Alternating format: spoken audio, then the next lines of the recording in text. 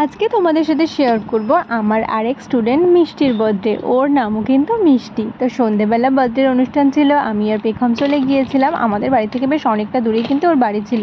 আর যারা সব গেস্ট এসছে তাদের সাথে আমার পরিচয় করে দিচ্ছিল। আর এই পুচকেটাকে দেখো, কিন্তু খুব দুষ্টু। কেকের মধ্যে কখন হামলে পড়বে সেই অপেক্ষা করছিল। ওর মা তার জন্য ওকে ধরে বেঁধে রেখে দিয়েছিল। আর এখানে বার্থডে গার্ল তো অধীর আগ্রহে অপেক্ষা করছে কখন তার বেস্ট ফ্রেন্ড আসবে। এদিকে চকলেটগুলো যাচ্ছে মেল্ট হয়ে। তারপর সবাই মিলে ওকে বোঝালো যে বেস্ট ফ্রেন্ডের আসতে একটু দেরি হবে, ও ফোন ধরছে না, ততক্ষণে তুমি কেকটা কেটে নাও। আর ও এখানে কেকটা কাটিয়ে সবাইকে খাইয়ে দিচ্ছিল। আর সেই টাইমেই কিন্তু ওর বেস্ট ফ্রেন্ড চলে এসেছিল।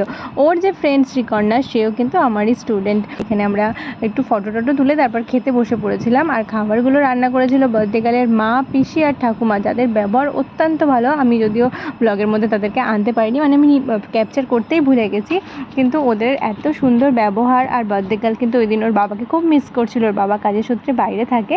ভিডিওর শেষে আমাদের কতগুলি ক্যাপচার করা পিকচার অ্যাড করে দিলাম। তোমরা ছবিগুলো দেখে অবশ্যই জানাবে কেমন হয়েছে। আর আজকের ব্লগটা এই পর্যন্তই। ব্লগটা কেমন লাগলো অবশ্যই কমেন্ট করে জানাতে ভুলো না। Till then, tata, bye by.